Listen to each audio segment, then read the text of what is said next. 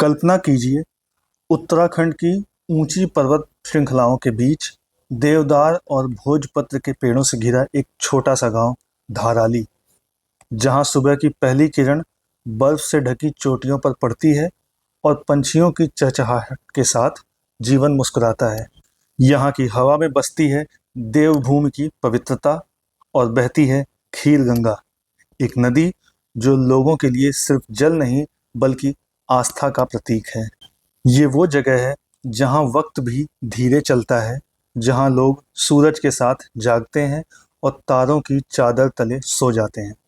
एक ऐसी दुनिया जो प्रकृति की गोद में चैन से सांस लेती है।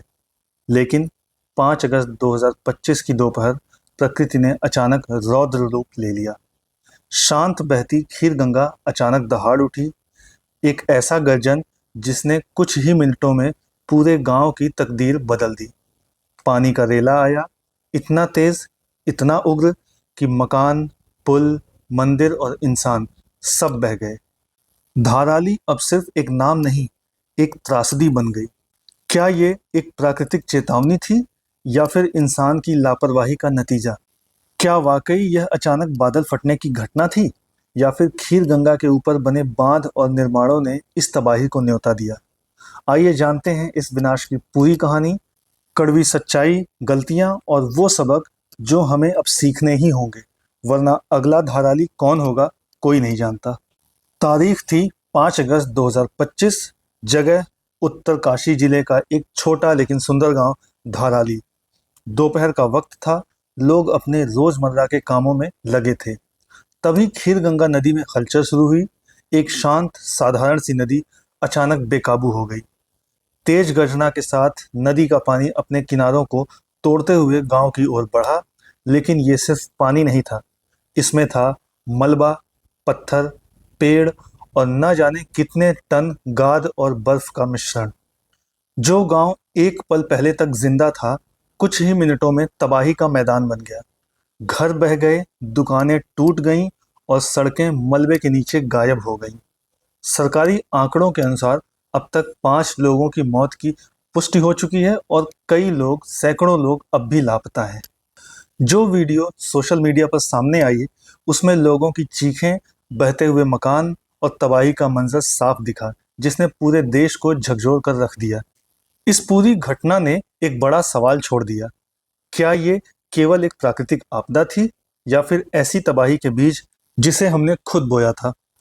जब तबाही आई तो सिर्फ गांव के मकान नहीं गिरे, भरोसा भी डगमगाया। लेकिन इस भयावह स्थिति में भी राहत और बचाव के प्रयास शुरू कर दिए गए।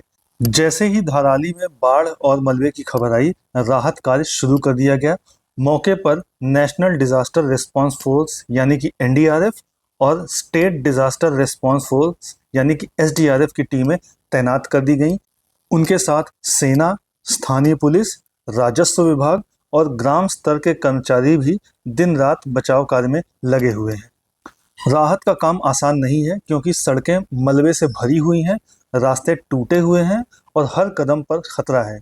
रास्ते में भारी मलबा पड़ा हुआ है और सड़कें अवरुद्ध हैं, जिसके कारण वहां पर राहत कर्मियों के पहुंचने में परेशानी हो रही है। हेलीकॉप्टर, ड्रोन और सैटेलाइट इमेजरी की मदद ली जा रही है ताकि लापता लोगों की खोज की जा सके और बचे हुए लोगों तक जल्द से जल्द राहत पहुंचाई जा सके। सवाल ये उठता है कि क्या ये कोई सामान्य बारिश थी या बादल फटा था? मौसम विभाग साफ कहता है कि 5 अगस्त को धाराली क्षेत्र में सिर्फ हल्की से मध्यम बारिश दर्ज की गई थी, कोई क्लाउड बर्स्ट नहीं हुआ था। लेकिन कुछ स्थानीय लोगों का कहना है कि 2 दिनों से लगातार तेज बारिश हो रही थी, जिससे पहाड़ी इलाकों में जमीन नर्म हो चुकी थी।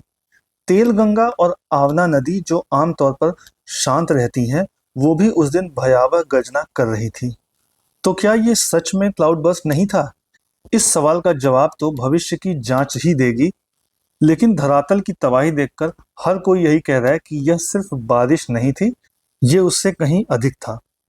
और अब बात उस नदी की जिसने सब कुछ तबाह कर दिया, खीर गंगा।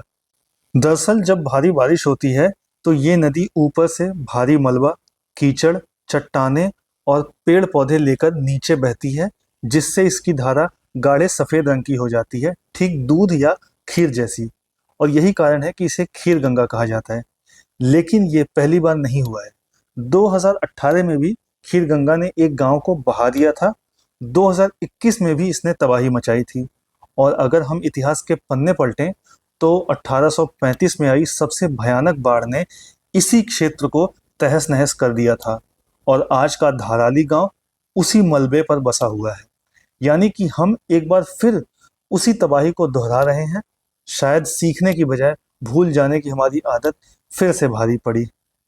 धाराली गांव के लोग सालों से प्रशासन से मांग कर रहे थे कि नदी किनारे सुरक्षात्मक दीवार बनाई जाए ताकि बाढ़ या मलबा गांव में न घुसे, लेकिन इसकी अनदेखी की गई। इसी अनदेखी का नतीजा है कि आज खीर गंगा की धारा में आपको होटल, घर और होम स्टे बने मिलते हैं। जहां कभी सिर्फ नदी बहा करती थी, आज मानव लालच की दीवारें खड़ी हैं। ये सिर्फ पानी नहीं था, ये हजारों टन मलबा था जो गांव पर टूट पड़ा। आखिर इतना मलबा आया कहां से? 2018 के बाद हुई एक भूवैज्ञानिक जांच ने बताया कि धराली के ऊपर का बुग्याल यानी ऊंचाई पर फैला घास का मैदान धीरे धीरे नष्ट हो रहा है।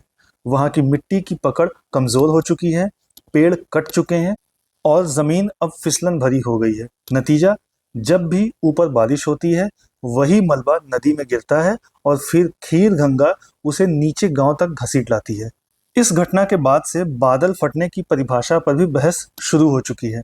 मौसम विभाग की जो परिभाषा है वो कहती है कि अगर 1 घंटे में 10 सेंटीमीटर से ज़्यादा बारिश हो तो उसे क्लाउड बर्स्ट कहा जाएगा, यानी कि बादल फटने की घटना कही जाएगी।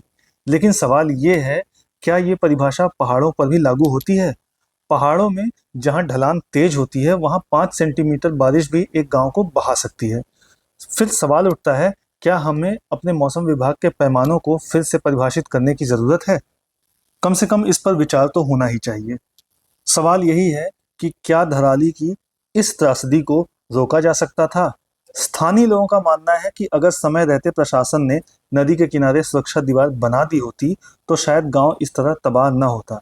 लेकिन भूगर्भ शास्त्रियों की राय थोड़ी अलग है।